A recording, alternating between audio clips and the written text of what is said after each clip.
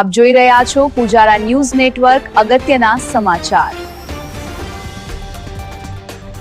જય માતાજી મિત્રો, આજે મેં જે 9 વાગ્યાનો ટાઈમ મૂક્યો હતો કે હું લાઈવ કરવાની છું, ઈ લાઈવ રોકવા માટે મને મારા ગુરુનો આદેશ આવ્યો કે ભાઈ લાઈવ નથી થવાનું।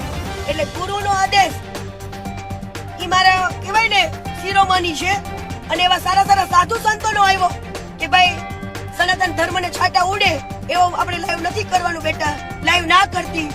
એટલે બધાનું માન સન્માન રાખીને હું હજુ વાત જ કરતી હતી। એટલે મારું લાઈવ રોકવા માટે પોલીસની મને બે ગાડીઓ મારી પાછળ થઈ, બે ફોર વ્હીલો। પણ વિચાર કરો તમે કેટલી એ વાતમાં પેલી સચ્ચાઈ હશે કે આટલા લોકોને મને રોકવા આવવું પડે છે, અને મારા ઉપર પોલીસની ફરજ રૂકાવવા માટેનો કેસ બનાવ્યો। તો તમે લોકો જોઈ શકો છો વિડીયોની અંદર કે મને કોઈ પોલીસે બહાર કાઢી જ નથી કુંડની અંદર, બરાબર। આજે વગર વાકે તમે કોઈનું બાવડું પકડો તો કોઈ વાત એવું તો કે હું કોઈ ગુનેગાર છું તો તમે મારા હાથ પકડો છો। ઓલી પીએસઆઈ નાતી હતી, ઈ પીએસઆઈ નો હાથ પણ જો કોઈ પકડ્યો હોત ને પોલીસ વાળીએ તો ઈ શું કહેત કે ભાઈ હું ગુનેગાર નથી, તમે મને આવી રીતે હાથ પકડો છો।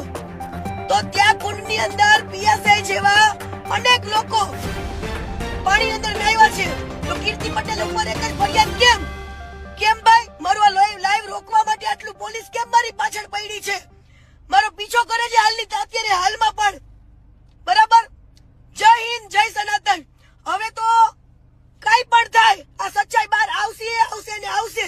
અત્યારે તમે જુઓ પોલીસની આ ખોટી કામગીરી, તમે જુઓ એક દીકરીને રોકવા માટે આટલું પોલીસ પાછળ પડી છે મારી।